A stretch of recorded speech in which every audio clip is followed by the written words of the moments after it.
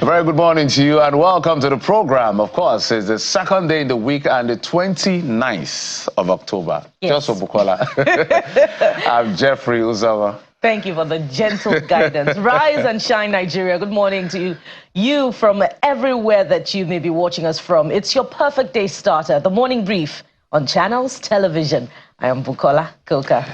Well, Bukola, I know you're not a sports person, but I'm high on sports this morning. Last night was the Ballondor, which is where FIFA ranks the best players in the world. And I'm super excited that our boy Ademola Lookman made it to the top 14. At least he's the 14th best player in the world. And we're hoping that by what we've seen, or what we're seeing, he's going to eventually emerge as the African Footballer of the Year, because I don't know who else is going to be the African Footballer of the Year. But congratulations to Manchester United. Manchester City. You don't think that Victor Osimhen will be up for that role? No. Victor Osimhen had his time last year. Okay. Yeah, so we have Victor Boniface, we have Ademola Lookman, and I think one other gentleman. But the winner of the Ballon d'Or this year is Rodri from, of course, Man City. And we have Vinicius Jr. coming in at second, Bellingham at third, Carvalho at 4, Haaland coming in at number 5, Mbappe, I'm sure you know that name, right? Yeah, Mbappe, Kylian Mbappe. I wanted to get to the point where you're very familiar with, but of all the names that I'm seeing here... Only Kylian is familiar, Jeffrey, this morning. Only Kylian is, well, Ademola Lookman, well, yes. For me... as well. I'm just interested in where Ademola Lookman comes in, because it's our own, you know. So we're super excited. He just came from... I won't say he came from nowhere, literally... just getting in those goals as much as possible, playing for Atalanta, and we've seen him represent the Super Eagles effectively. So congratulations, Ademola Lookman, the 14th best player in the world, and of course, congratulations to Rodri as well. So that was how things played out yesterday at the Ballon d'Or. We're super excited to see Nigeria yet again. Last time, I think it was Victor Osimhen coming in at number 8, the world best player, one of the 8th best player in the world. So we've seen Nigerians. Is he 8th or 14th? I need to check my record properly, because I know that top among Nigerians that have gotten close to winning the Ballon d'Or, Ademola Lookman, Victor Osimhen, Kanu Nwankwo, amongst every other person that has been listed among the Ballon d'Or potential winners before the announcement was made. So it feels like Nigerian football is beginning to gain the momentum we hope it will get. It hasn't gotten there yet, because our ranking has actually gotten up by 3 positions. I think we're 36th in the world. Having come second in the last AFCON. I just feel that the momentum we should just continue to build from here and see how things play out eventually. But congratulations to all the boys. So all our eyes now are on CAF to see what plays out. Hey, look, you got to give our boy that title. Yeah, African Player of the Year. We deserve it. Let's win it back to back. Yes. Nothing spoil. Go for it, Lookman. Drive the advocacy, Jeffrey. Absolutely. Nigeria thoroughly deserves it. Anytime, any day. Who knows? Maybe some players from the African country that took the AFCON Cup during the just concluded AFCON earlier this year may just be, up for the role as well. Who knows? But hey, we must promote our own as well. Look, I don't want to know who is on the list. I know the names of those on the list, but I don't want to mention them. I'm sorry, I'm biased on this one. I only mention the Nigerians because I'm patriotic. I want us to win. So many things have been happening in our country. Headlines have not been quite good when it comes to our economy. So when I see these bright spots, I scream at the top of my voice just to say, look, we're winning at least in something. So, well, the motto in football, if there's anything that I know about it, is that we should always be prepared for anything so that we're not heartbroken. So, just we cannot be heartbroken. Some other players may just be up for the role as well, but hey, Nigeria must win it, so we must balance it. Speaking of what our eyes are on, Jeffrey, this morning, I don't know if your eyes are on the oil sector as well. Yesterday we had quite a conversation, and besides the fact that jobs may be lost as a result of dropping consumption and marketers potentially shutting down, we also heard yesterday that marketers have begun to pay in order to purchase the product because of the lack of funds for the initial capital to purchase the product, something that was set at 5 million not too long ago because of the exchange rate is now up at 50 million naira. But besides that, I wonder if players in that sector watching that space there are some developments that are also interesting to note. There are reports that Ghana may just be eyeing our own homegrown refinery to begin purchasing petroleum products when it is up at full capacity. And, you know, days before that time, there were also reports that a Nigerian firm, a homegrown firm, has signed a partnership with Grenada. I remember the Prime Minister of that country, is it the President of that country, also visited Nigeria to take a tour of the Dangote refinery. If, you know, all the opportunities in our own country are being milked by, you know, players outside, it gives cause for reflection about how we're taking advantage of our own potential, you know, to mine our resources and, of course, consume what we mine as well. But it's not all gloom and doom. Of course, NNPCL and Chevron Nigeria have also signed a partnership for, you know, drilling of oil. Jeffrey is the one that, you know, is more dexterous with the terminologies in that sector.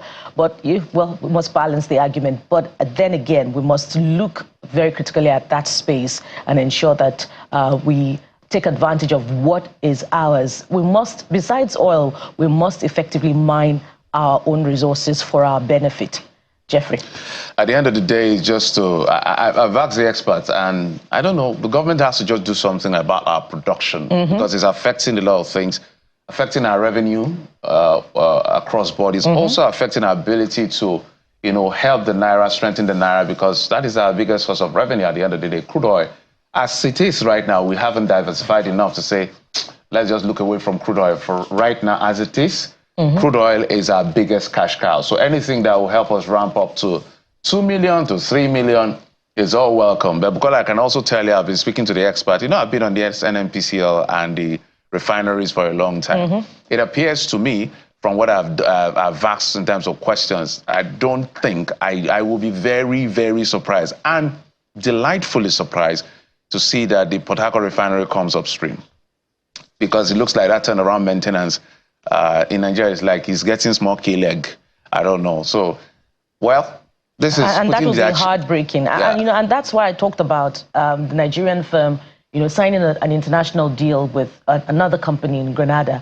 It speaks to the ease of doing business in Nigeria. It speaks to the policies in the downstream sector, because we have abundance of the resources back at home. So why isn't the oil firm looking at some of the oil wells back at home for drilling, for mining, and for our own benefit? It says a whole lot about what we're doing or not doing right in the oil sector. We need a lot of investment. I think we spoke to the Bangasan president, that's TUC man, Osifo, and he talked about the fact that one oil well could cost as much as $16 billion. The refinery in Lagos here cost about $20 billion. So it's a huge investment and all of that. So I don't know what will happen to Port Harcourt refinery. If it works out very well, we are grateful. We'll be grateful. At least we should have these multiple sources of refining petroleum products, so we can also be net exporters of not just crude oil, net exporters of petroleum products, not just crude oil, because it's to our own benefit at the end of the day. Whether they're also going to make it a blending plant, that's another kettle of fish. But let's move on now to some of the things we'll be talking to you about today on the program. So we have 3 big issues, and trust me, we'd like to be part of this conversation. Today we deep dive into what has been described as judicial recklessness, where we've seen judges give conflicting orders or adjudicate on cases beyond their jurisdiction, and the need for the CJN to assert authority in curtailing the embarrassing situation causing socio-political unease. And indeed, our first port of call is Rivers State, where the Chief Justice of Nigeria, the Chief Judge of the state, and the Chief Judge of the Federal High Court has been summoned before the NJCU. And the judiciary is not the only sector we'll be visiting this morning. We'll also be looking at education. Varsities across the country face a possible lockdown. In fact, activities there have been disrupted in many Nigerian universities following the commencement of indefinite strike by the Joint Action Committee of NASU and SSANU, who say they have heard enough. They have heard enough, and they want their 2022 4 months withheld salaries paid, or no service will be rendered. They join us to make their case this morning. Absolutely. They are saying, okay, you said no work, no pay in 2022, and then you're punishing us after paying us. So no problem. We ain't going to go to work as far as this can last. But let's see how it plays out. Now we have ministers that will be coming in that direction as well. So, but that's not all we have for you. The flip-flop in the provision of power for businesses and residents is causing loss of revenue for both the government and investors.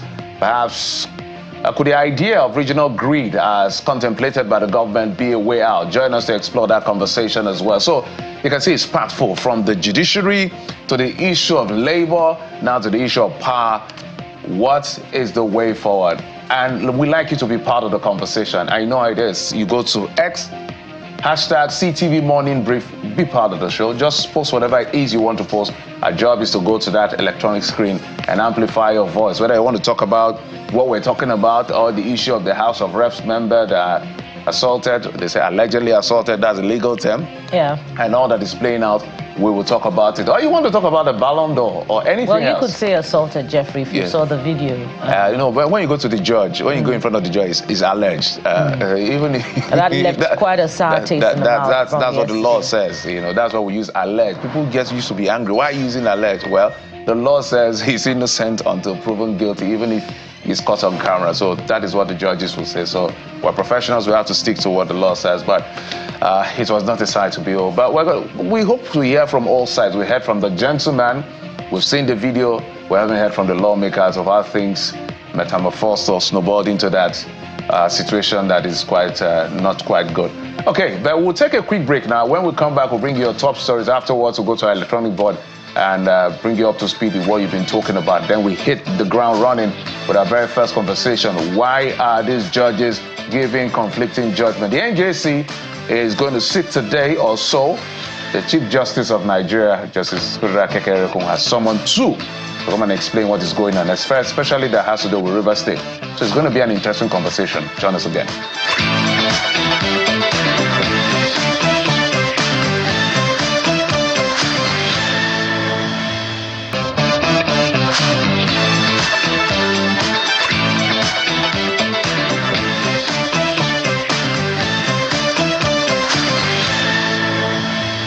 Top on the brief this morning, just hours from now, 7 ministers designates will take turns to respond to messages or questions from senators during a screening exercise to evaluate their capacity to serve in the federal cabinet.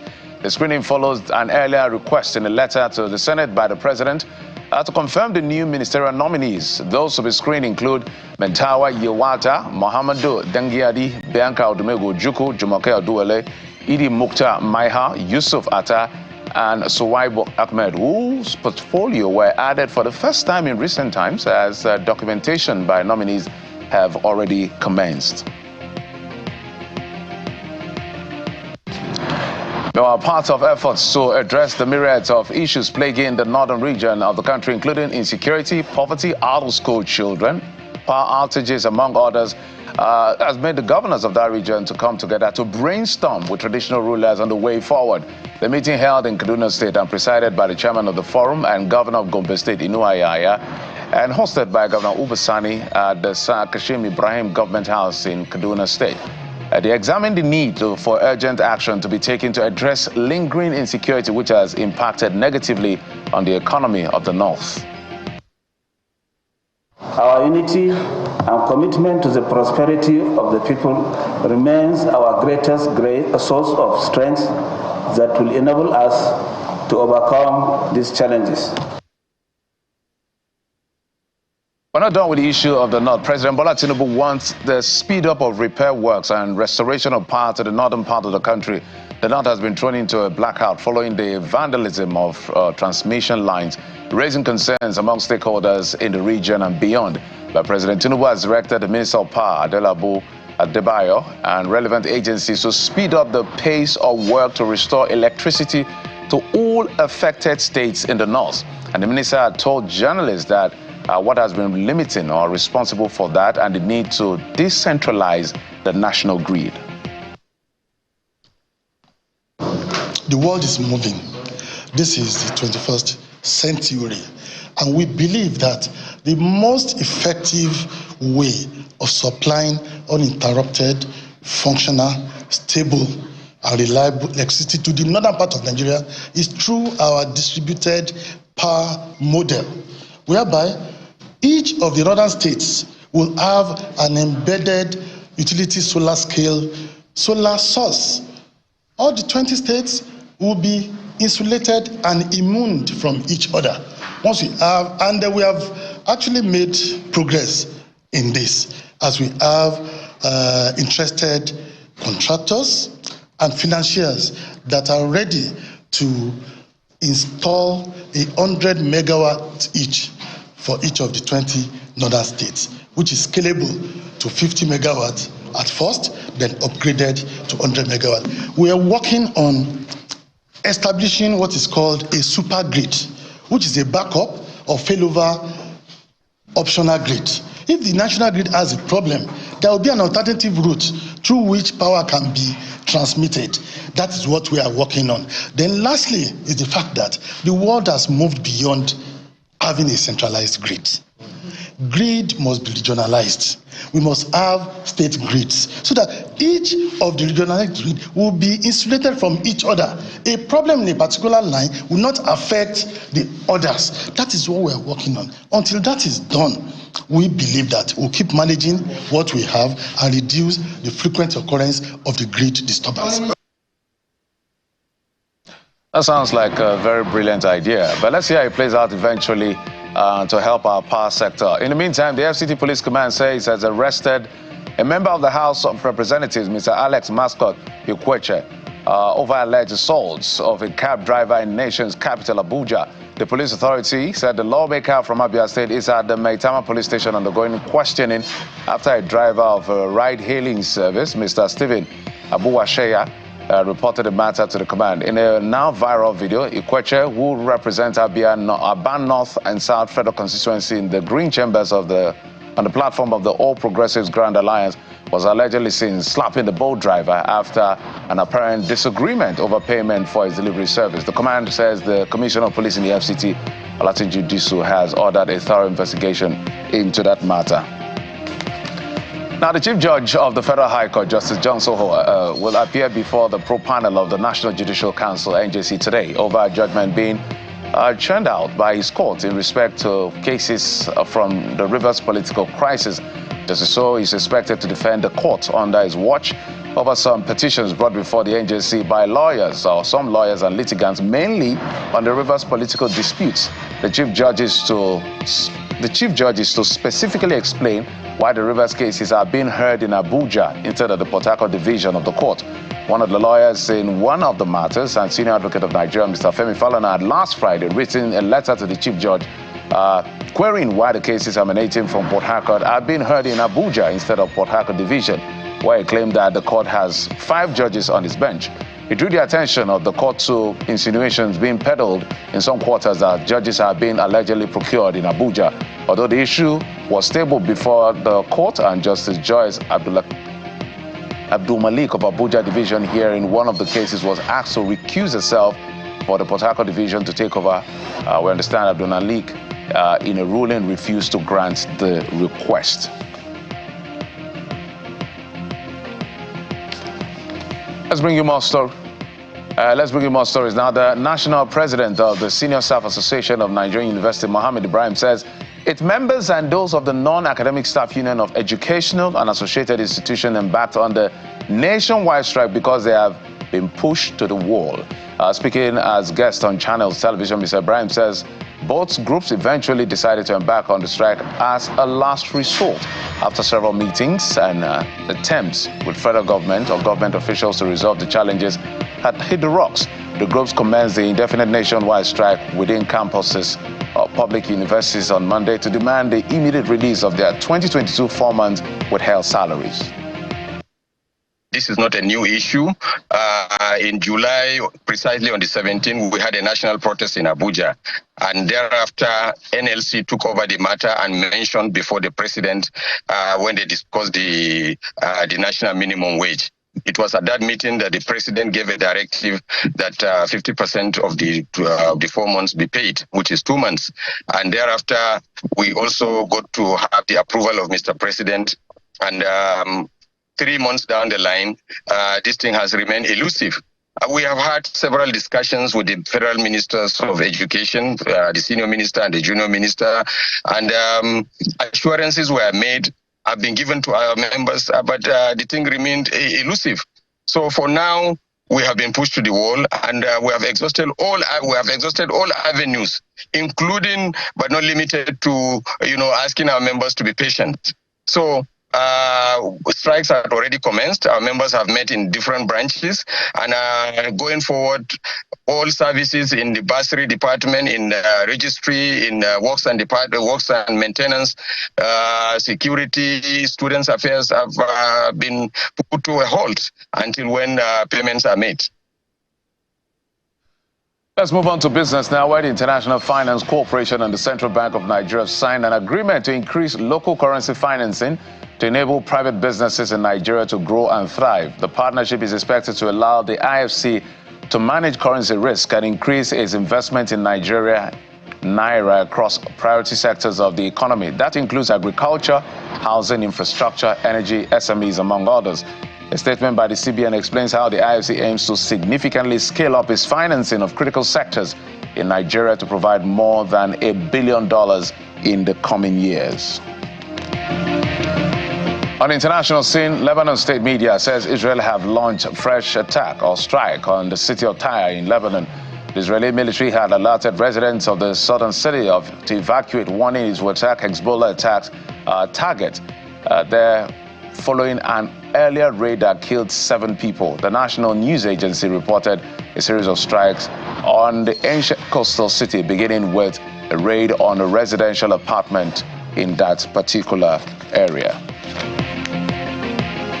Let's now bring you sports. Manchester United have sacked manager Erik ten Hag following the club's lackluster start to the season. The Premier League club had announced this on Monday.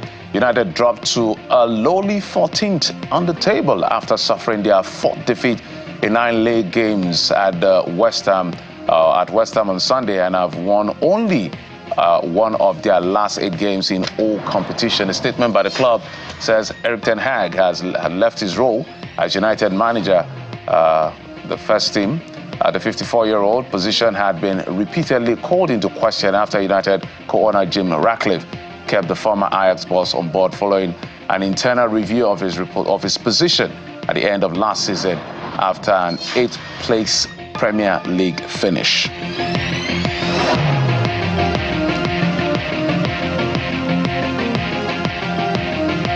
But we cannot go without telling you that, of course, the Ballondor has been announced. Rodri from Man City has been announced as the winner of the Ballondor. So you can see him there, super excited, beating the likes of Vinicius Jr. and the other gentlemen who are listed. But we must also call your attention to the fact that Ademola Lookman is the 14th best player, footballer in the world. So congratulations to Rodri on this particular win. Congratulations to all of the winners and the people that were listed, even in the female category. But hey, let's get to the business of what you are saying on X, our social media of choice. Bukola joins me now to bring us up to speed as to what is going on. Bukola. Yes, indeed, Jeffrey. Besides your Ademola Lookman, who makes it to that list, forgive me, which is also top on trends, by the way, there's also a very interesting story that will get your attention. Yep. How petrol marketers are adopting unique strategies to get people to buy petrol for them. And the reasons are obvious. Many more Nigerians are parking their vehicles at home or at best at their bus stops and then taking alternative means of transportation to their final destination. And so that's where we're starting from, Jeffrey, this morning. Petrol marketers in Nigeria lament ghost buying at filling stations.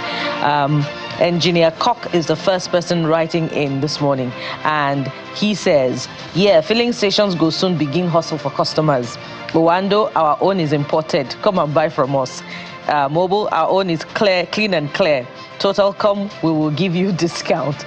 And that's the reality that we find ourselves in this morning. particularly because the stations are practically empty. There are no vehicles because of the high cost of petrol. We'll also tell you that Real Dentro says very soon everyone will buy bicycles and it will get worse. Fuel shouldn't be sold so high in Nigeria with a harsh, horrible economy. And I have the next one. Ajibari Talk says petrol stations in Nigeria are now almost empty as more people leave their cars at home and take public transport due to high fuel costs. Tough times for both drivers and fuel sellers. Cesarea says most of us have parked our vehicles. Why should I spend 8,000 on petrol for a trip that will cost me 1,500, I guess, if I use public transport? Never thought I'll see the day when driving one's car would only happen under the pain of absolute necessity. All thanks to, you know, they call the president T-Pain. Yeah, that's what they call the president. Well, MD says the high cost of petrol in Nigeria has placed a significant burden on individuals and businesses, increasing transportation and living expenses across the country. The thing is biting harder. It's really biting hard. It is suggestive also of the fact that not very many Nigerians are taking up the option of converting their vehicles to CNG. It's expensive actually to convert. Yeah, the initial really conversion. Depending on the size of the cylinder you want to buy, is this cylinder they call it now? It's about 12 mm. So it's expensive. It ranges from hundreds of thousands of naira, maybe 800,000 to about 1.2 million naira. So how many Nigerians in this particular economy can do that conversion? Have that initial capital for conversion? There is a loan option, by the way, that the Federal Ministry of Finance has put in place in conjunction with some finance institutions, but there is very little awareness about how Nigerians can access that loan and the terms of getting that loan, securing that loan. How do you pay back? What's the interest rate like? Are they subsidizing it? Well, that's why I said that the details are very hazy at the moment. I hope they'll subsidize, because one way or the other, people have argued about this subsidy issue. But hey, let's go to the issue of that lawmaker that was arrested. Alex Ikweche mascot for assaulting the cab driver that we talked about earlier. And you've been responding to this particular issue that has been across the social media literally the whole of yesterday. So this is what we know. I wish my producer can put up the video. So that's the gentleman. This is where the incident actually happened. So what we understand, we can only say what we understand. So the gentleman was ordered to deliver, I think, snail to the lawmaker. And then he got to the place. We don't know what transpired, but he said he had asked the lawmaker to come and pick up his parcel. He actually was parked not very far from where the lawmaker was seated, according to him. And when he arrived at the location, he saw someone seated, and he greeted twice, and he didn't get a response. And then he made the call again, and then so the lawmaker took offense. Wanted him to come and deliver the thing. So I don't know. His offense was that he didn't know that he was a lawmaker and didn't accord him the kind of respect that is required to be given to a lawmaker. Well, I don't want to insinuate that. I wasn't there, so I don't want to insinuate that. But I want to stick to what we know. What we know is that Jeffrey, is evident from the conversation, from what transpired in the video. Of course, the lawmaker went out of line. There's no defending, or he's going to have his case at the police station. He totally went out of line. Whether some of the things that he said are justifiable or not is a different kettle of fish. Threatening the guy that you make him disappear, that's a big issue. All of the insults, whether that's justifiable or not, a different kettle of fish. Then assaulting him physically. So I want to talk about the things that could be justifiable in court. I mean, even if an individual were your employee, you don't assault them. Assaulting they have him their fundamental is human rights. Way out of line. It's totally, I think he was being recorded. And initially when I was watching the video, I was like, does this guy know he's being recorded? He later said, yes, I know, film me, this is my name. The guy said, you slapped me once, twice. He said, I have done that twice and I'll do it again. And I'll do it again and all of that. So all of this argument ensued between both of them, but the lawmaker went out of line. Whether or not he was doing, they call it cackle, because the lawmaker is something I can't say, but those are some of the things he said, or do you know who I am, and all of those things. But the police has taken over this case. We hope justice will be served, and the right thing will be done, because we understand that so the guy much also could be said about the role of the police in all of this. From the accounts that we got from the cab driver who said he was detained. The hunter now became the hunted. He said he was detained. And the police tried to change his story, that they asked him why he recorded the lawmaker, and and that leaves yet another sour taste in the mouth. Absolutely. So for now, that's what I'm saying. What we are hearing is, we've heard from the guy across board. We've not heard from the lawmaker. We've not heard from the police, because there are different sides to the story. But we condemn in totality assaulting someone, threatening someone to disappear. No, that's not acceptable. But it is fair to hear from everybody on what actually played out at the end of the day. Let's hear from you. Let's hear from you guys. So, yeah. Isholek says, this is a great update. In fact, he should be expelled and banned from contesting from any office. We can't trust power with people like this. And Churchill said, things we love to hear. He should be dismissed as a lawmaker to begin with. We want to see how it ends, so no be say on I go follow back, die this matter. Well, trying to say that we hope this matter will not be swept under the carpet. We're going to be on this. Olayemi says, now is a crucial moment for frontline and government officials. There's no room for errors. The public is watching closely, and they won't hesitate to hold you accountable. And Dr. Tochukwu said that's not enough, though. The guy should sue him unless he compensates him. And after that, Abians should sign a petition and push for him to be recalled. Alabite, I guess, Alabi de law, I guess that's what you want to say. The public needs to keep up the momentum to sustain the action by the police, else this may fizzle out after a while. Recall a former young senator who slapped a lady in the shop. Many of your faces will hide their faces on this because they are prone to this sort of behavior. So as we've said, it's unacceptable to threaten someone. It's unacceptable to assault someone, even multiple times, and all of that. It's totally unacceptable. It's way out of line, but we need to hear from all sides, in all fairness. Okay. Do we have enough time for the last one? I think we have enough time. Let's just take one more. Okay. Yes, Ademola Lookman. We must talk about Ademola Lookman. Go ahead, Jeffrey. Round the 14th Ballondor winner, Camp Nou Central, say congratulations to him, well deserved. And Muntangdo says, congratulations, man, you make us proud. Farouk Mokwa said, this is impressive and a great feat for him. He should keep the pace and increase his stamina. He may win it one day. Absolutely. And Lasapil says, deserves a higher position. TBH. What's that? To be honest. At least I know that one. Just that Europa final and the fact that he turned up for club and country consistently. Yes. Absolutely. Thank you, Ademola Lookman, for your awesome service to country. Absolutely. Luxury Tasha said he should be in the top 10. To be honest, he has been very incredible. Absolutely. The guy has been that guy to watch. So those are your thoughts. Keep them coming. We will make sure we amplify your voice. That is what this segment is all about, looking at what you're saying on social media, especially our social media of choice, which is X. So whether you want to talk about a lawmaker, you want to talk about Lookman, you want to talk about SSANU, you want to talk about petrol, you want to talk about anything, we're here to amplify your voice. But hey, we'll take a quick break. When we come back, we will now head to the very first conversation.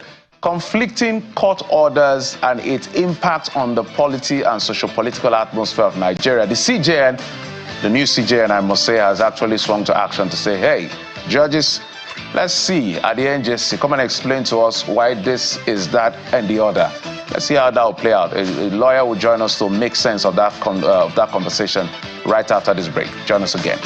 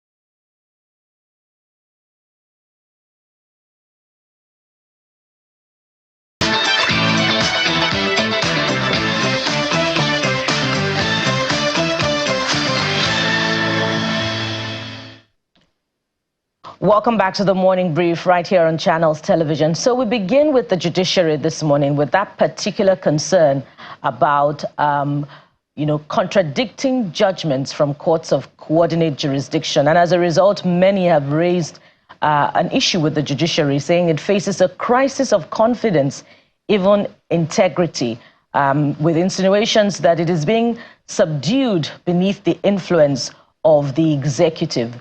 So what's the way forward? How do we reform the judicial process? And particularly, what's the task before the CJ and as she summons judges, to come explain this worrisome pattern? Joining us to have this discussion this morning is Mr. Malaki Ugumadu, is a legal practitioner. Good morning, and thank you so much for coming through for us, Mr. Ugumadu. Good morning, Bukola. Good morning, viewers. Yes, indeed. It's a privilege to be here. Thank you. I'd like to start from the source, or what some would say perhaps is responsible, for the overbearing influence of the executive on the judiciary. Of course, we know that the executive withholds the right to appoint very important offices. For instance, the office of the CJN, even the chief judge of the state, and even state attorney generals as well. What would you be proposing as an alternative, if we could deal with that source, as an alternative to the emergence of critical offices of members of the judiciary, such that they can be insulated from the influence of the executive? Bukola, that's a very... I'm tempted to believe that you're a lawyer yourself with this kind of question. Goes to the heart of a very vexed issue that has attracted the attention of the legal profession as a body, but more importantly, critical stakeholders, considering that what your question has attacked is the entry point, the recruitment process, which is at the provenance, which is at the source and beginning of the character of the judiciary that we have. It's quite very, very important.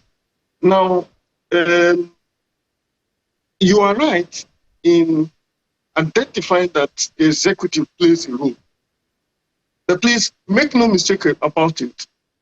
It is an interplay of the organs of government in the recruitment of judicial officers in Nigeria as it stands today. If you take a look at the constitutional provisions regarding the appointment of judges and justices at the federal level, and I'm referencing section 231, 238, 250, 254, talking about the national judicial officers, 256, 261, and 266. You could see I'm looking at my paper because I had cause to present a paper in respect of this aspect of our challenges before the Presidential Advisory Committee on Anti-Corruption, that, moved into the judiciary to find out exactly what it is. So, the National Judicial Council recommends.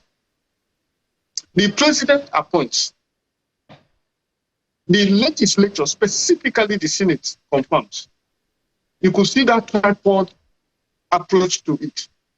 And if you listen carefully, it is not just about the judiciary. The National Judicial Council is where you could say an executive body. The president, of course, is the head of the judiciary itself. Of the country, of the executive itself. But the Senate is the legislature.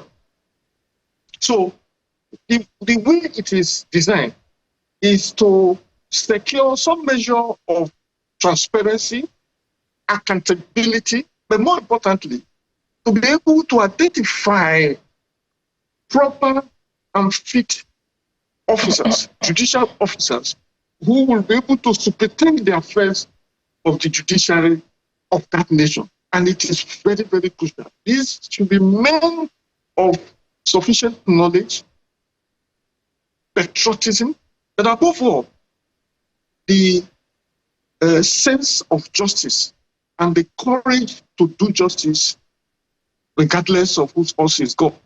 And that's why we say, justitia fiat colem. Let justice be done, even if the heavens would fall. So, if you take it from that angle, you will see the seriousness paid to the recruitment process on paper, in the Constitution, as a society. But the issue now is, to what extent has this helped to take care of the influences and the manipulation and the interference that you talk about? That is the issue. That is the elephant in the room. So once we have, first of all, identified that this problem exists, the challenge will be, what is the way out? And that is directly in response to your question, where you say, how do we therefore address this? For me, it's not too complex. It's not a rocket science. The first is that Nigeria as a country must take seriously the recruitment process of our judges and justices very seriously, and commit to that position that there should be little or no interference, particularly political interference.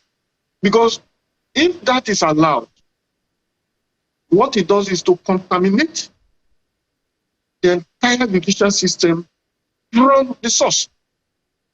And when we talk of interference, it is about the influence peddling that we're all used to and we all know in this country. That could happen at peripheral, pedestrian axis of our nation. But if it goes into the judiciary, we're all done for it. And what I mean by that is that appointment shall be strictly by merit and not patronage.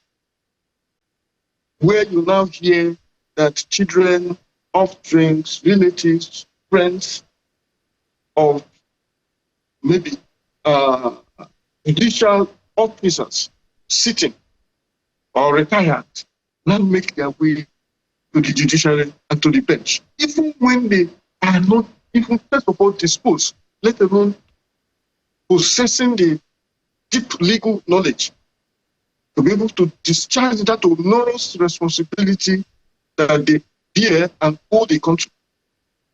And secondly, there must be very clear and settled and certain procedure and processes of this recruitment.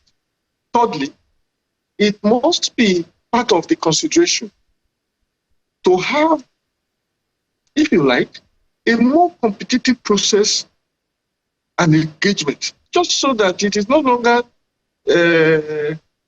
circumscribed and limited to just the career judicial officers who will naturally. It is true that people grow on the job and learn on the job. However, there are very many Nigerians, legal practitioners, who have distinguished themselves in the course of their professional career and who have come to the pinnacle of their practice and are ready to assist this country by bringing their wealth of knowledge and expertise to bear in the judicial sector. Such people should be given the opportunity. In fact, it is not new. Very many years ago, particularly around the independent era, we had so many justices who were not judges, but moved onto the bench. Taslim Elias is one of such. You could also remember that Nigeria outsourced a lot of judicial officers to superintend the judicial system of so many other countries, Uganda in particular, and so on and so forth. So, yeah. I just need to button. I know you've established strongly some of the entry point, because that's what you're talking about, how we can help out in terms of entry point for judicial officers and ensure that the right persons come in with all the checks and balance that is required. The reason why this conversation is very, very, very important, I was processing it last night and I thought to myself, if we get the judiciary right, because we're talking public institutions, literally all of them have flags of that we can talk about, downsides that we can talk about, and some are overwhelming downsides. So you can go to INEC, you can go to the police, you can go across board. And so sometimes it's quite difficult to see, where do we even start from? The judiciary is one of those places where it's troubling to see what plays out, because when you see some things that happen, you're asking yourself, what exactly is happening here? So I feel that if we get the judiciary right, which is the last hope of the common man, whatever recklessness is being peddled across every other sector ends up in court. If we have the right persons, then we have hope. If the courts start correcting people the way they should be corrected, then everybody will start behaving themselves. So my question is, some basic fundamentals that we see happen, and I don't know whether it's mistake or error or just pure mischief. So, for instance, now the Chief Justice of Nigeria, Justice Kudira Kekereko, has summoned the Chief Judge of the Federal High Court, Justice Soho, and I think the Chief Judge of Rivers State, that the issue has to do with the political impasse that has, troubled Rivers State for a very long time. And the simple question he has to answer, Justice Soho, is the fact that literally every state has a Federal High Court division in their state. How come cases in Rivers State that has to do with Federal High Court find itself in Abuja? So I want you to put that at the back of your mind and maybe help us understand, how does that play out? And then I've also read judgments and seen even the appellate court, the Court of Appeal, reprimanding the lower court, where a litigant or a lawyer will take a case to a judge, and the judge clearly knows that this case is out of my jurisdiction.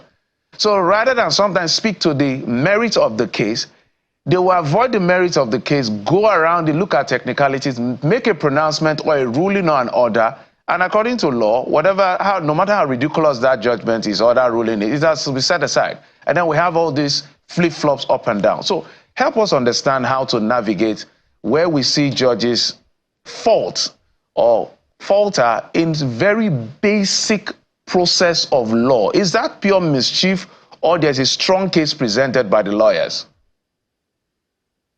Your question is not lost on me. I'll deal with it. But I think that the background you have given is not just a philosophical one. It's an expose in the jurisprudential challenge that the Nigerian judiciary faces as of today. But please allow me to enter a caveat. And I'm not doing this to patronize any person. I'm not known for that. See, so many judicial officers in this country, very many. In short, if you ask me, over 80% of them are not just upright, they are hard work. You could see the way I'm dressed. I'm in court almost every other day. And we know what we see. However, the malfeasance of a few of them has become not just pronounced, but literally going to undermine what goes on in that sector. This is not to find an excuse for what is happening. It is to re-emphasize and reinforce the point that it is an institution that we should actually be above board. In other words, they ought not to be that 5%, 10% of bad eggs amongst them. This goes back to the question of self-regulation. The way and manner the judiciary is constituted to self-regulate itself, and what happens with that mechanism with a view to getting us to the point where we don't even discuss. Look, me discussing this topic and having it, deliberated in the public space the way we do it has a lot of implications. You see, in jurisprudence that we studied, the notion of justice itself does not disappear at the point where you win or lose a case. I have often said it. It evaporates when the public loses confidence in what happens in the judicial system itself. And there is no faster way of evaporating this so-called confidence other than when you hear issues of conflict, judgment, or anything that will have to do with a confusion in the mind of the people as to the quality and content of justice that spews out from the judiciary. Now, I come to your question. How does conflicting judgment occur? It has been traced to the first inability to apprehend the state of the law timelessly. In other words, what has happened by way of judicial pronouncement in the Kaduna Judicial Division as against what matter, a similar matter that has just arisen, in the Sokoto Judicial Division. So to what extent is it possible to have a technological know-how that brings to the attention of judicial officers timelessly regarding the state of the laws? And when I say laws, I'm talking of judgments and pronouncements and rulings of court in all the judicial divisions of the court. There is a reason why the courts are divided into judicial divisions. That speaks to the question of territorial jurisdiction, and that's the point you were trying to make. There is no basis decent enough that will require you to take a matter in which the cause of action arose in Port Harcourt up to Abuja. When in Abuja, they are already complaining of full dockets.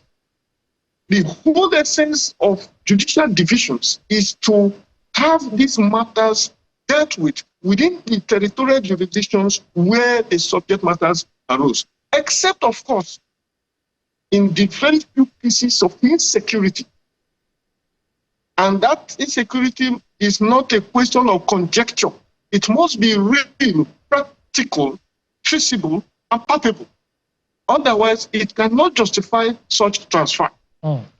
So we have quarreled. I was in your station. I remember I was in your Abuja station when this issue was being discussed, right during that election, local government election. And I was also in your sister to say that that was not just anachronistic, it was almost going to be an affront. And it deepens the question of forum shopping, which is almost an irregularity that nudged towards corruption. So here is the point.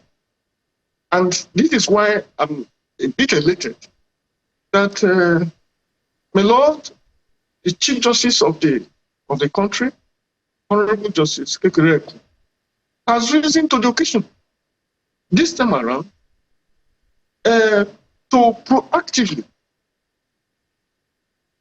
investigate, cause to be investigated, the complaints already raised in that direction. Because the laws are settled. There are outlet of judicial authorities from superior courts of record stating this obviously. In short, in criminal matters, that in criminal matters is even more stringent. You remember the case of James Ibori, where the matter, FCC took the matter to the Kaduna Judicial Division. The court, the appellate court, the intermediate court first, and the Supreme Court told them to go back to Delta State. This was how the Honorable Justice Awukuleni's court was created, although he discharged all the charges against him, which were the basis of his conviction in London. So I make the point that there must be very serious and stringent observance of the rules of the game. It is gratifying that the Chief Justice of Nigeria, who is the chairman of National Judicial Council, has taken up, as it were, this challenge by setting up the mechanisms, the machineries, by which this particular practical example or instance should be investigated. Secondly, it should not end at investigation.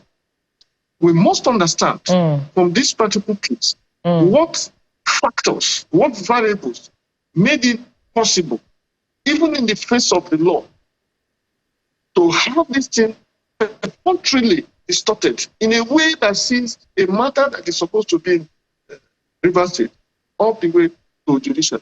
Who are the drivers of this process? Who participated? To what extent were they involvement?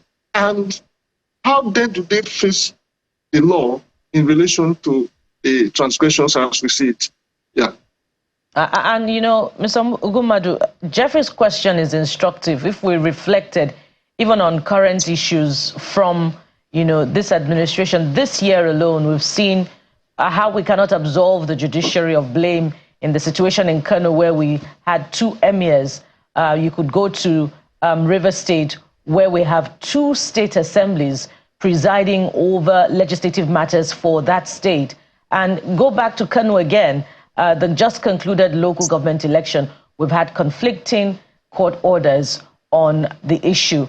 And you wonder if where the truth has become a casualty in the matters that the judges here have presided upon. And perhaps, you know, this drew the concern of former President Goodluck Jonathan, who said, if we're not careful in this country, a presidential election may just be nullified. And I want you to speak to that. We don't know the approach that the CJN may adopt. We don't know how enduring it would be. But if this is not reined upon, you know, for lack of words, what are your projections about the impact on the polity, both at the state level and at the federal level? Well, the impact is already being felt. And that is what I spoke about when I said it erodes the confidence of the people. Where there is no certainty any longer, where the processes are not settled, and even as practitioners, where you cannot rely specifically on the state of the law, it becomes not just troubling, it becomes very, very discomforting. I don't know. Can you still hear me? Because I can see the yes, we can hear you. Are frozen. We can hear you. Go ahead. Very well.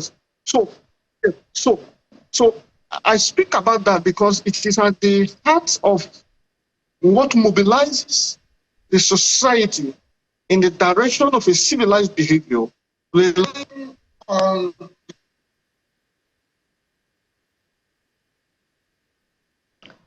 we have a challenge with the connection through to Mr. Ogumad, but we hope that he will return shortly. It's important to have this discussion, particularly, you know, with concerns about governance. And that question, Jeffrey, is instructive when we consider the state of things, you know, in River State. Okay, we have Mr. Ogumadu back. If you can hear me, you can go ahead and land on that point. I'm back. Yeah.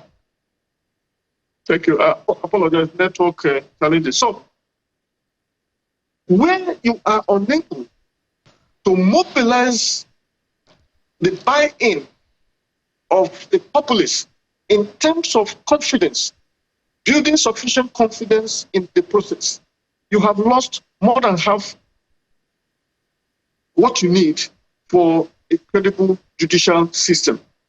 And it happens where there are conflicting judgments, where there are very unfounded rulings and judgments. In short, there's one justice, Justice Dimba, I often quote. He said, for a judgment to be a sound judgment, it must first make a common sense.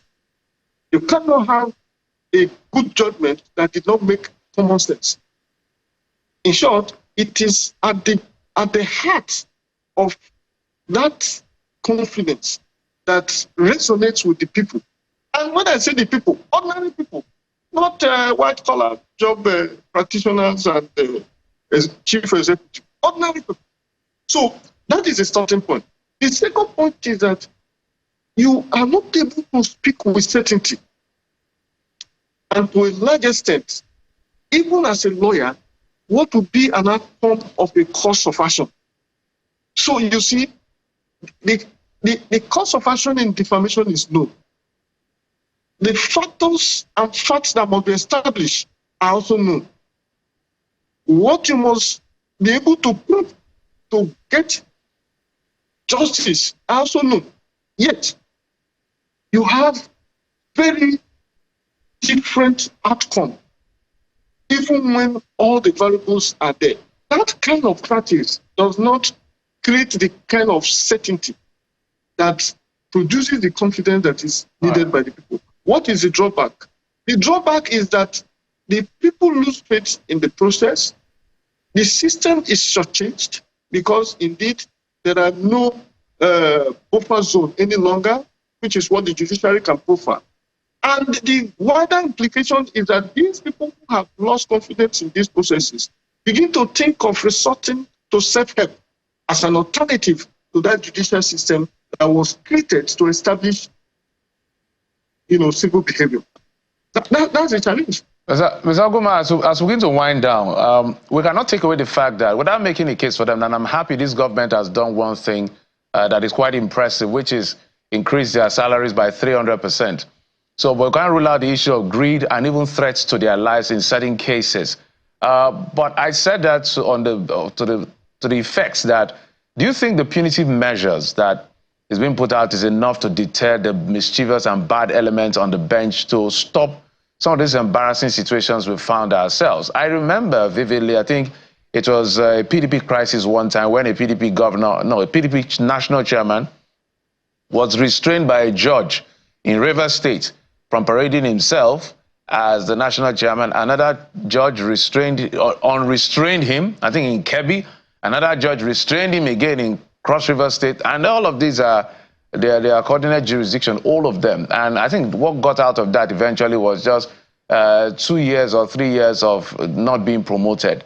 What stronger punitive measure, in your view, from where you sit, can be done or put in place by the CJN, or maybe a reform that can really help us to sanitize the entire system as much as possible? You are right. We need very firm punitive measures, not a slap in the wrist. Because when it comes out or comes across like a slap on the wrist, the signal it communicates is that, well, it is bad enough, yet the society has a way of tolerating that. We don't show enough resentment by reason of the measure of punishment we dish out. We don't show enough disapproval by the conditions of punishment that we give. So I agree with you that we must have to tighten the nose in a way that shows that the society resents what is happening, but to also serve as a deterrent. It's not only in criminal offenders that you should have to put deterrent. However, it goes beyond that. Even the leadership of the judiciary must also exercise very serious caution and remain circumspect in what they do. Look at the recent flag off of the judges' quarter, or what do you call it, at the Federal Capital Territory. The fact that the Chief Justice of Nigeria, my Lord Justice Kekereekun, appeared there has raised a lot of concern within the circle of the people mass. I'm not excluded. And we have had cause to ask very big questions regarding the impartiality and independence of the judiciary. If we could have this kind of thing play out very perfunctorily in a way that suggests that, oh, it doesn't matter. It does matter. And that question has been pointedly put across. Supposing Julius Berger, which is a corporate entity within the laws of this country, decides to challenge that revocation, what manner of justice do you think that they will get? We're not saying they will go to court or they've gone to court. In fact, it is even believed that they will not go to court. But that is a scenario that enables you appreciate the point that we're making and the need to continually remain second. I mean, it's a very peculiar lifestyle. The judicial officers and the judicial sector of every country is not something that play to the gallery or one that can be found wanted. So difference is there. The strict observance of the ethics of the profession and the oath of office then remuneration, which is happening already. At that point, whoever decides to now become an outcast will be shown the way out. Then what is the infrastructural reinforcement and development around the judicial system to secure speedy dispensation of justice? What about the training and retraining that must necessarily go on, because they are human beings like you and I, and knowledge must be refreshed and improved upon, otherwise you are receding. What about the work tools and the work environment? Then how does the society treat the judiciary? Up until very recently, if you hear what they receive, you would know why they are susceptible and vulnerable to these malpractices that are attributed to them. Then how do we defend them? What is the reward system? There are many of them, and I say this in pain. I know so many judges, not because I visit them, but what we subject them to in the courts of law and how they deliver. And you know, processes of over 400 and something page document on the post site and try to navigate it and come back with a ruling. So those ones need to be protected. And you know, Mr. Gumadu, if you talked about their remuneration, some would say that there are justices who have been above board and have survived the pressure from the executive. And you could talk about Justice Datijo, who raised serious concern, upon his retirement from the Supreme Court. And one wonders why the influence of such justices does not permeate down the lower rung of the judiciary. But we must thank you very much for balancing the conversation this morning, for providing your robust knowledge. Thank you so much, Mr. Malaki Ugumadu, a lawyer who has come through for us on this very important conversation this morning. Thank you. Thank you. Yeah, and so that does it. You know what they say, if gold becomes iron, what happens? If iron becomes copper, what happens? If the foundation be destroyed, you can complete that. From this point, we'll move on to the next leg of our conversation, which would be that strike that has crippled activities in Nigerian universities. Stay with us, we'll be right back.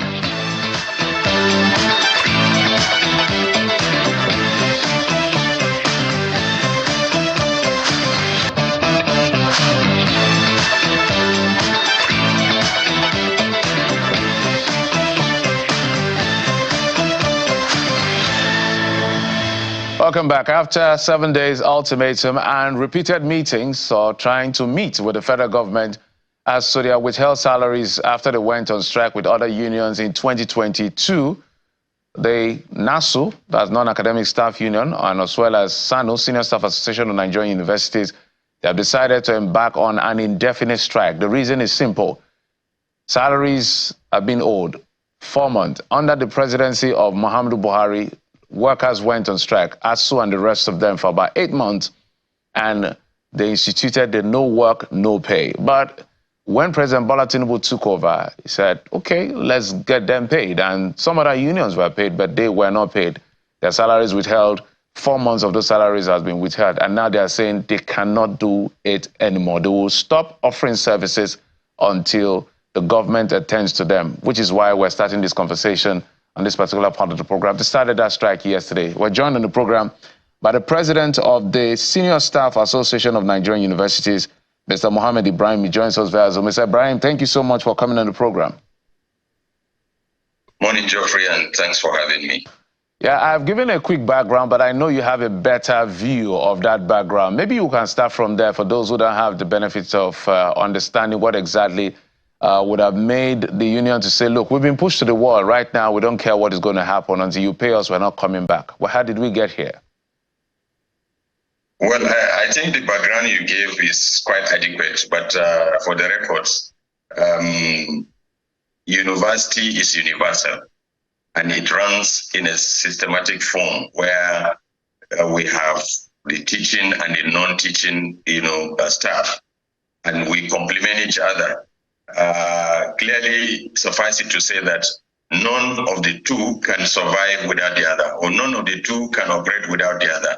And therefore, when the operators of that system begins to, institute what is called divide and rule or segregation, for lack of for want of a better word, it creates chaos. It creates problem within the system, and therefore the ultimate goal for establishing such institutions would not be achieved.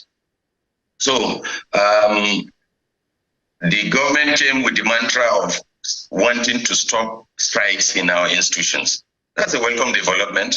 No worker in the university, whether teaching or non-teaching, is happy to go on strike, because we are also Nigerians, and like I did say severally, that we also are parents and we have our children in such. In fact, it is only public servants that have, their children in public schools.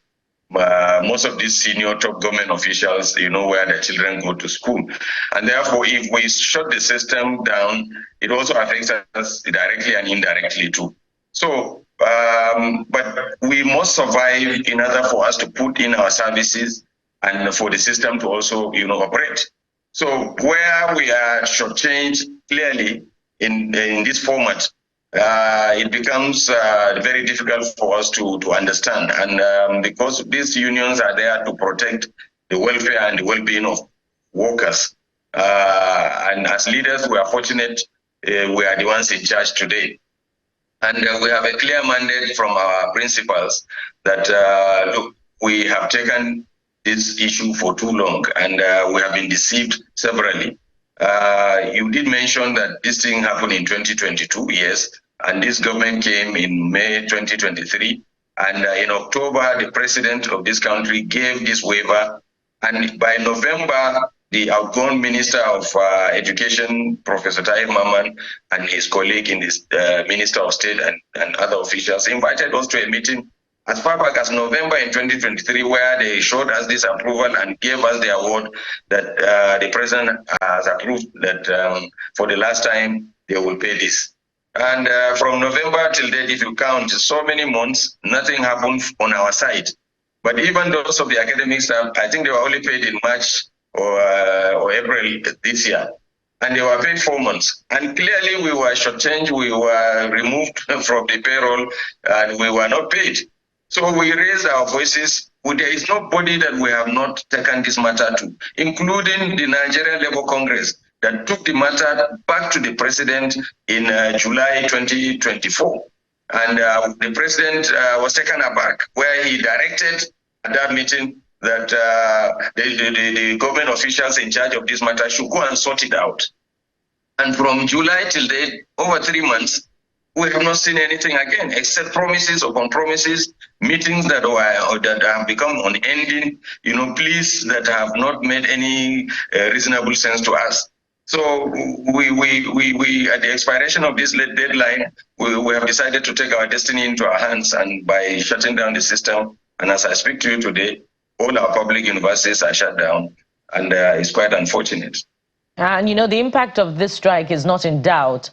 We can see that in some universities, activities have been disrupted already because of the absence from work of non-academic staff. We imagine that offices must run.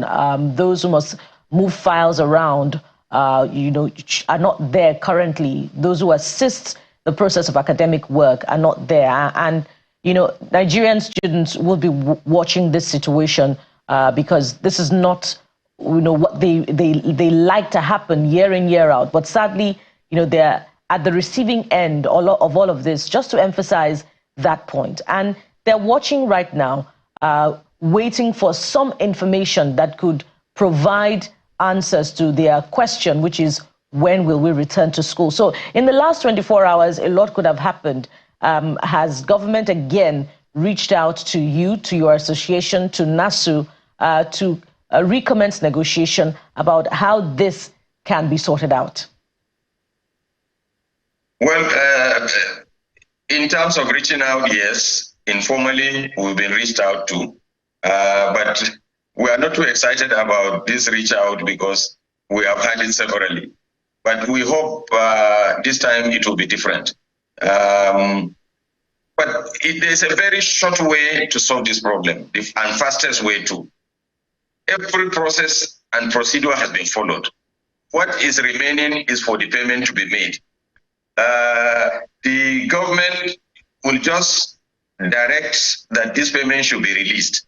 And with a touch of a button, because everything is electronic now, once the payments are made, it's just for us to refer back to our principals, and I assure you, because we are all responsible people, we will only, resume back to work. Nobody is happy to stay at home.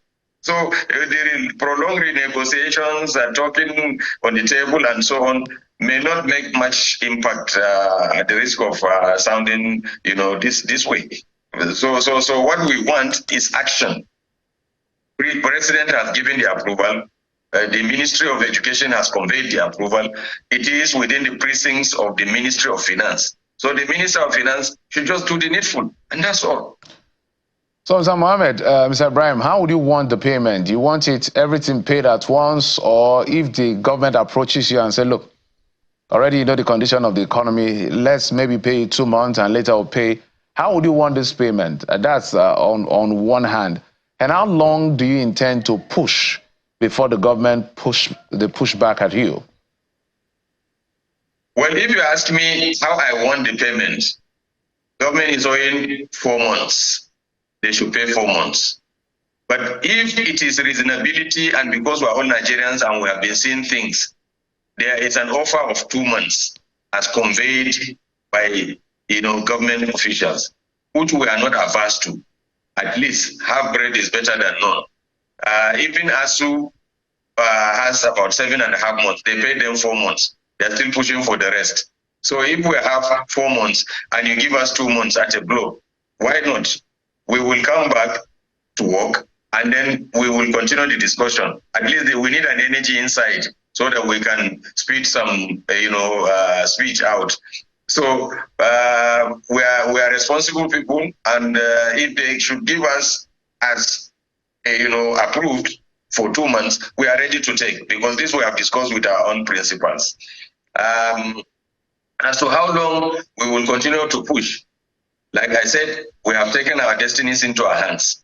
Yes, the president, except if somebody is coming to tell us that he or she can subvert, the approval of Mr. President, there is already an approval for the payment to be made. So we cannot imagine somebody stopping it, but it is happening somehow. So as to how long we will push as long as that approval subsists. That is our position. All right. We must thank you so much, Mr. Mohammed. We have... Just maybe one more question, Mr. Maifo, I'll let you go. So now, help us understand the level of compliance across board. Are all the universities across the country complying, or there are still some that are holding back? And the state of affairs with the students themselves. Are there lectures going on despite the fact that you guys are not available? So let's just have a clear picture, whether the institutions have literally been on lockdown because you're not available. So let's just get that picture clear before we wrap up. Well, I need to tell you that we have a situation room, and the reports we have from SSANU angle and by extension NASU, we can confirm that about 93 public universities that we have, both federal and states, have been shut down in terms of administrative activities. For the records, we're in charge of administration, we're in charge of students' affairs, we're in charge of electricity, we're in charge of water, we're in charge of healthcare, we're in charge of security, and other things that I may not be able to mention here. So if you think these things are off and things will be normal in the university, well, I leave that to you. But for now, the universities are shut down, and the compliance is, as of today, the compliance is about 95%. And we are looking forward to the earliest resolution to this problem so that the system will not continue to suffer, because it is not in the interest of any one of us. But of course, we are Nigerians. We should not be changed. We must survive in order to put in our best in our places of work. All right, Mr. Mohammed, I'm told we have more time to expand this conversation. So beyond this level, perhaps if the 4 months withheld salaries are paid in the next few months, we wonder if it provides an enduring solution to the challenge of constant strikes in the tertiary institutions. And that brings us back again to the 2009 agreement, which is at the heart of the matter. ASU is, on the other hand, also threatening to embark on strike again because that has not been sorted. What do you propose to be an enduring solution to, university financial autonomy, really, funding tertiary institutions? Well, this is a very interesting question and a very relevant one. For us to understand this concept completely, like I mentioned in the beginning, university is universal. A university in Nigeria should not operate differently from the university in Australia, United States, Europe, or anywhere.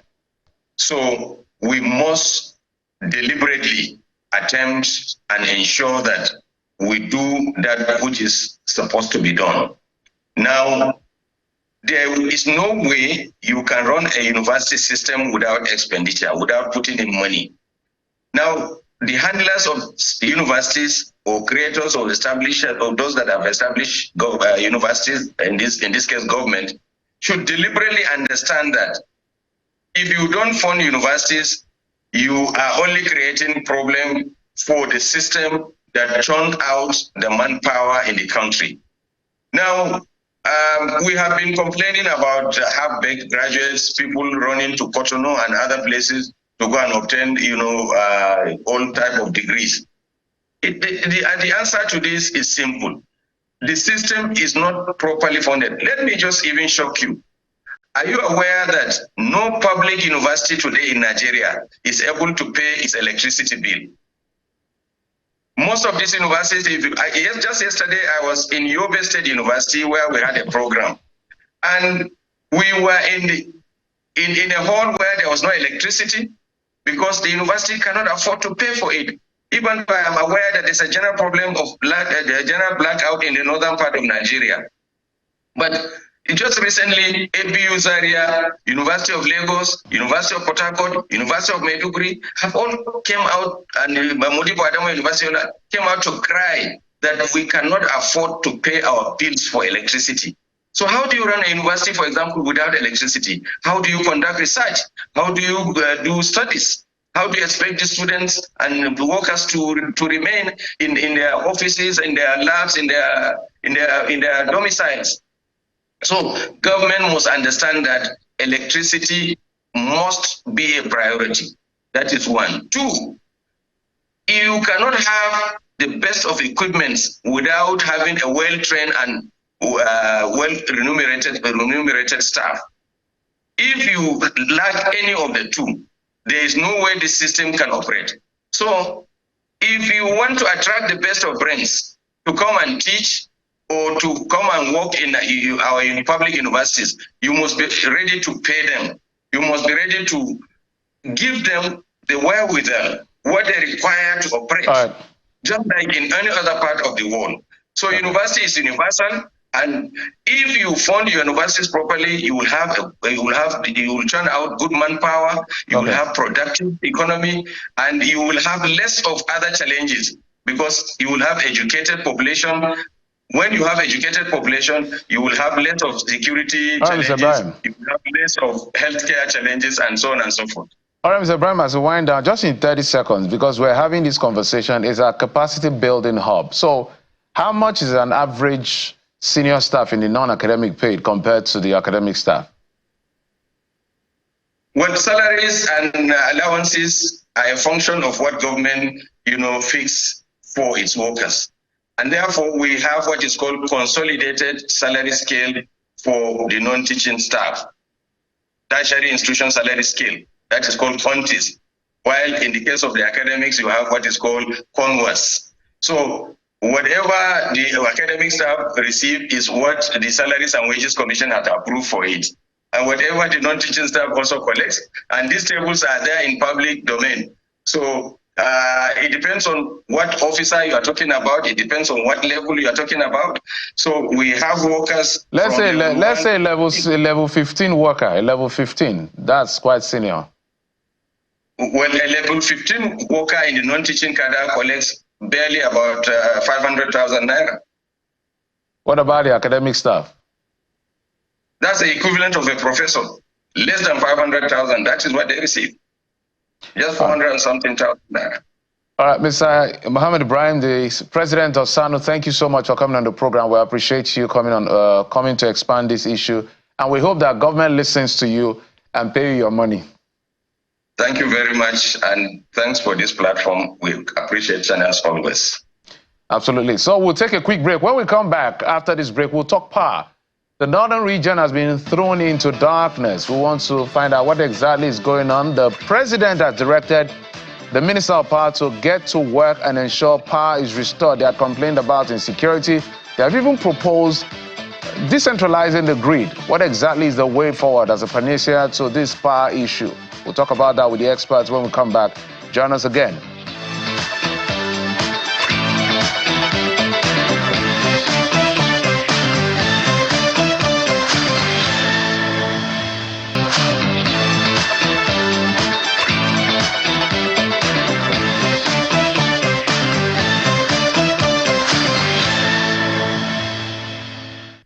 Welcome back, and so it's time now to move to the next leg of our conversation, which is the concern, that gnawing concern about constant grid collapses. Indeed, if Nigeria must achieve industrialization, economic liberalization, then there must be an end to this constant grid collapses. The North has particularly been thrown into darkness with reports of power outages for the last 1 week.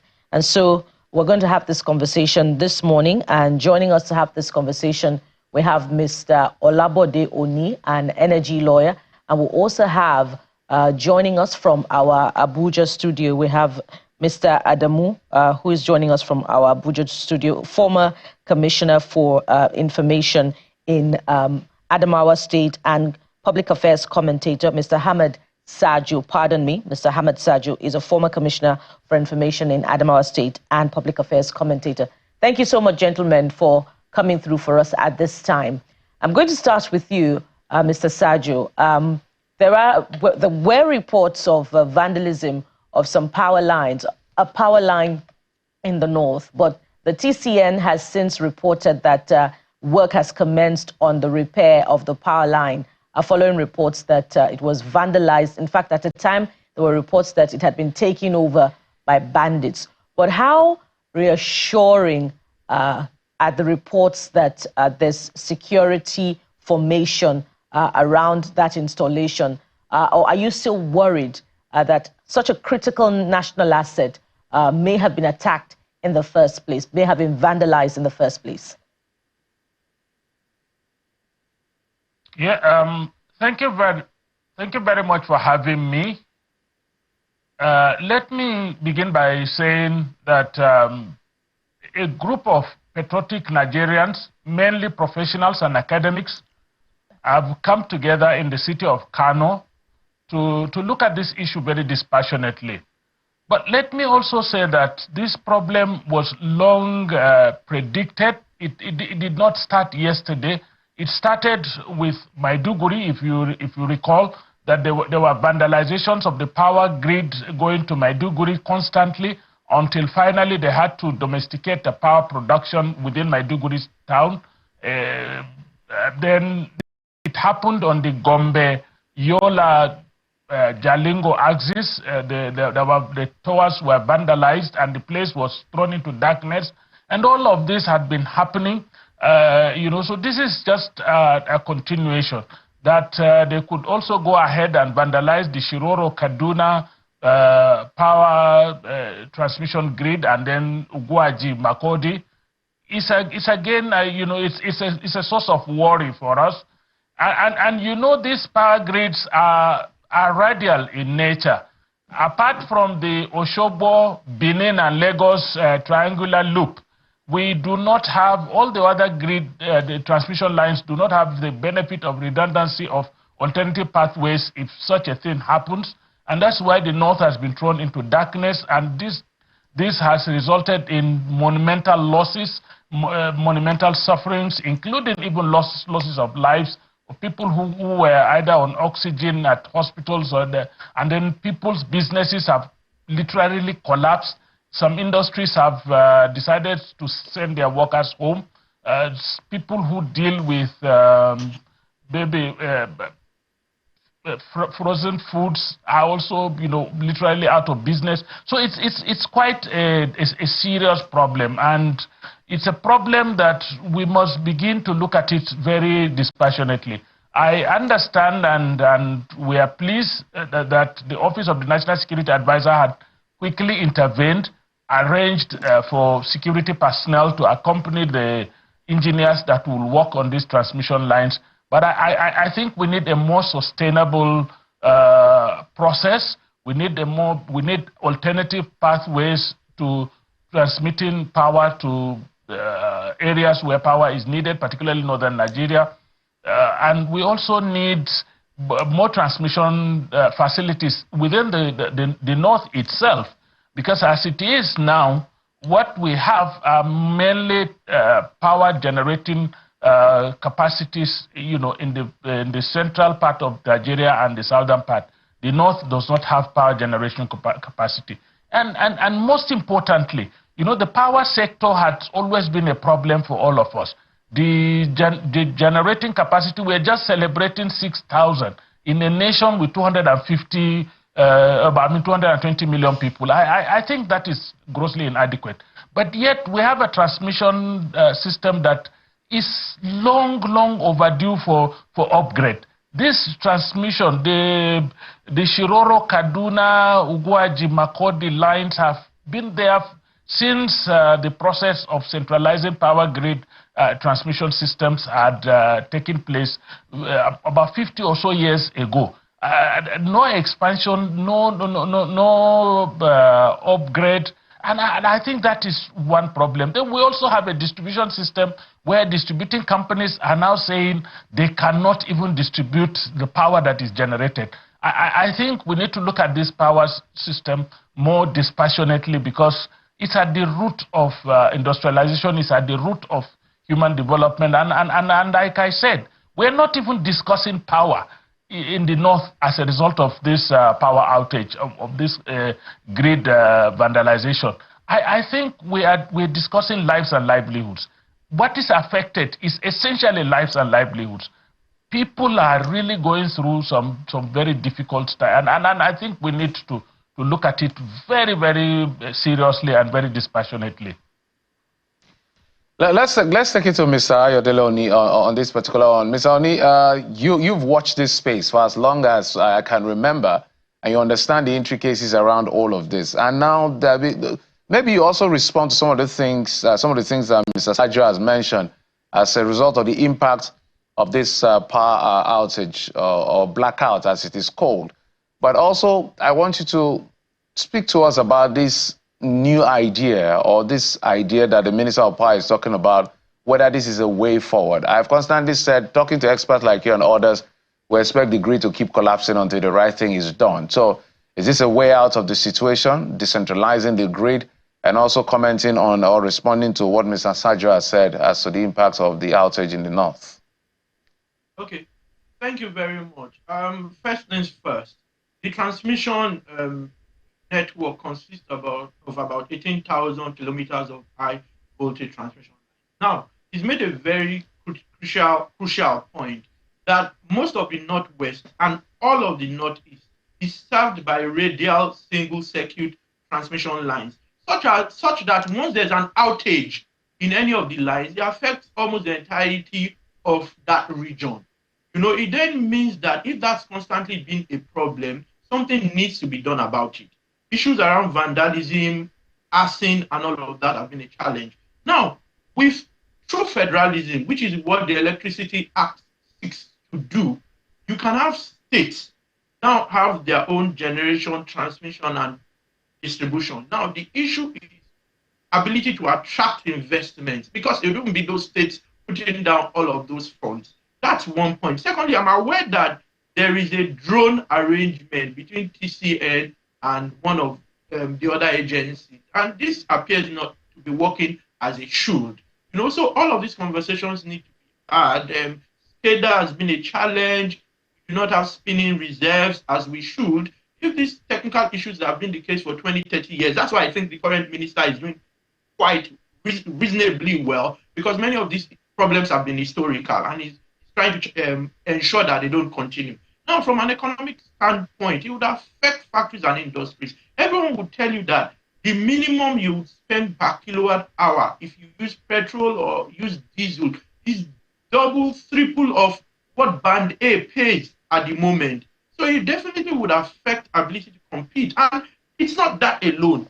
Recall that we also supply power to Niger, we supply power to Cameroon and Chad, and that also brings in forex. It's going to affect, I understand that this outage is also affecting that ability to continue to do that. So I think it's a serious situation, and because our transmission system is regarded as something of national security, I think more needs to be done. And the idea of each state being able to control its power sector, and even have regional arrangements like Kano, Kaduna, Jigawa having their regional arrangement, and Oyo and Osun State. Beyond being able to island it, then you have an arrangement where you can supply when you have excess to states within your own region.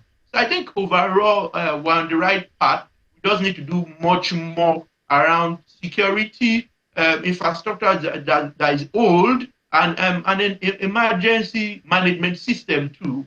SCADA has now been made available, but I'm not sure it's going to function as it should. And ancillary services that should make the grid more efficient, like your spinning reserve should come on stream as quickly as they should. And even the TCN, when it gets funds, I understand in the last few years, it's gotten up to $7 billion in concessionary funds and all of that. More monitoring needs to be done, both by NERC and the relevant ministry. I think I'll leave it at that for now. Ms. Oni, let me stay with you for a bit. A good percentage of the national budget for 2024 has been allocated to the power sector, and according to reports, less than 4% of that amount is for personnel. And we can't ask enough questions about accountability.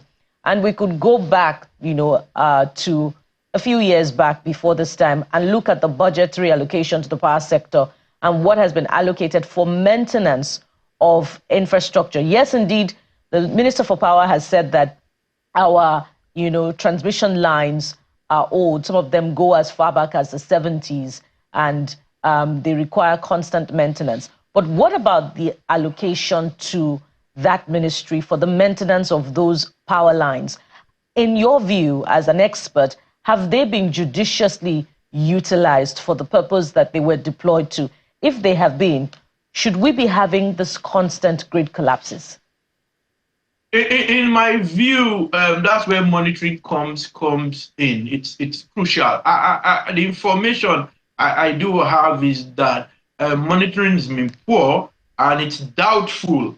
I can't say for certain, but it's doubtful that those funds have been properly utilized. And I do not speak necessarily about this administration. Historically, it's been a challenge from personnel, and I've said it once on this program that my dad did tell me a story 20, 30 years ago about someone heading a unit in the engineering department studying Yoruba or something, who has studied Yoruba. So it's a combination of capacity of personnel and capacity of the infrastructure we have in place, and whether we want allocate sufficient funds, and even what is allocated, is there sufficient monitoring to ensure that those sums, those funds are used for what they've been allocated for? I cannot answer this question conclusively, but from what I am aware, it would appear that there are challenges around this, particularly monitoring and ensuring that those projects that ought to be done are done at the right time and right quality. If not, we shouldn't be having some of these issues. Yeah, Mr. Sajo, I'd like you to respond to the same question as well. And if that is the challenge that we have, shouldn't heads be rolling? Shouldn't we be asking questions of perhaps a transmission company of Nigeria? those charged with the maintenance of our transmission lines? I think, let me start by saying very sincerely that issues of transparency, issues of accountability, issues of citizens' oversight of the governance process are actually in very short supply in the country. And it's not like my brother said, it's not an indictment of maybe this government or a previous. It's been a pattern that we have established over a very long period of time. And I think until we are able to capture the essence of transparency and accountability and value for money, our budgetary allocations and our budgetary releases will continue to be as problematic as we have them today. But I want to respond to something very, very important. Without sounding provincial and without trying to play up a regional card, I see myself more as a nationalist than a regionalist. But the truth about it is that the current power infrastructure in Nigeria was established with national resources. And we cannot start rolling back and start thinking about, regionalizing grids, regionalizing systems without adequate intervention to make sure that we strengthen the existing capacity, to be sure that every region, every section of this country has something to rely on. I just gave you an example. We have a triangular transmission line between Osogbo, Benin, and Lagos. That one has the benefit of a redundancy of an alternative pathway should any part of it find itself in this kind of problem. Why can't we as a nation, in all the transmission lines, develop a transmission system that is robust enough not to feel, this constant problems that a radial transmission system creates? Like when there is vandalism in one pathway, we should have an alternative pathway while the other one is being repaired. That is the way to go. So we need to upgrade the entire grid system in the country before we start talking about balkanizing it and reducing it to. But I agree to a large extent that in the areas of transmission, generation, why are we still looking back to a generation capacity that has hamstrung some sections of the country, particularly the northern part of the country? Why are we not working very assiduously and fast on, for example, the AKK gas pipeline to make sure that we have gas to power a generating station in Kano, for example, or Jigawa, or any of those places before we start talking about regional? Why can't we, as a conscious method, begin to say, look, we're going to achieve, say, the Mambila Plateau, or turn the Dadin-Kowa Dam into the hydro dam? Why are we not even looking at alternative power generation capacities like clean green energy, solar, wind, whatever? Why can't we increase our generating capacity in different locations so that the process of transmission to power requirement centers, to city centers, to communities can also reduce? You now have thousands of kilometers of grid lines transmitting power from a very long distance that is, once it's interrupted, a whole section of the country goes into darkness, because we are not actually planning properly to make sure that we build sustainable systems for ourselves, sustainable systems for our country, sustainable system. And I must tell you that the meeting of the patriots, professionals and academics in Kano, looked at all of these things and said, look, we need to address the power sector with some level of patriotism, not an ad hoc thing. And we Mr. Saji, if I may come in, begin to disentangle the intersection between the electricity grid and the grid of the people that run our systems. if we do not disentangle this, all right, Mr. Sajo, I may have to butt in here so that we can manage time. Lead to the collapse of the grid of the power sector, and we also need to look at the intersection. Mr. Sajo, because of time, let me butt in so I can take the question to Mr. Oni. Mr. Oni, we're beginning to wind down. So just a quick one. We have all sorts of energy sources, from renewable, non-renewable to alternative. So let's do a bit of, say, a reality fact file, if you will, for us. How much is needed to make this sector efficient? Because we've heard we need investors to come in and all of that. So how much is needed, as much as possible, and in which of the lines, whether generating, distribution, or discos, transmission rather, in just about 30 seconds, if you can? I know it's a very tough question within the short time we have. My view is that our challenge is in generation, generally speaking. He's made valid points around having, if transmission doesn't work, if distribution doesn't work, you generate and you have stranded power. You hear very often issues around stranded power. So I agree with him. We need to improve the grid, because no matter what we say about the Electricity Act, not every state can afford to create its own electricity market. So the grid still needs to work. So for me, it's around conversations around the grid and distribution. If those work, a lot of generation projects will come on stream, and you'd be able to transmit them. You'd be able to get the power to end users. So if you spend money on generation and you do not spend sufficiently on the grid and distribution, you still have the same problem of stranded power. So it's not generation. I think we need to take generation out of the equation. I understand what needs to be done in the north with the Adokta Kaduna Kano pipeline, such that there can't be investment around generation. But if they can't distribute, if they can't transmit using Yola, Kano, Kaduna discos, then it wouldn't make any sense. So I think more money around those two, transmission, distribution, than generation. All right. Generation will get a lot of private sector investment if we can get transmission and distribution right. And it goes back again to funding. And in that space, we can also ask about the judicious expenditure of the funds. But we must thank you very much, gentlemen. We must anchor at this point. Mr. Hamid Sajo, who joined us from our Kano studio, is a public affairs commentator and former Commissioner for Information in Adamawa State. And we've also been speaking with Mr. Ayodele Oni, energy lawyer. Thank you so much, gentlemen, for coming through for us on this particular conversation. Thank you very much. Thank you very much for having us. What a day it's been, Jeffrey. A big one. And we hope you had a good time watching and being part of the program. Thank you so much for your time and company. Don't forget, top of the hour will be Sunrise Daily and Jeffrey Zama. Thank you so much for being a part of our day.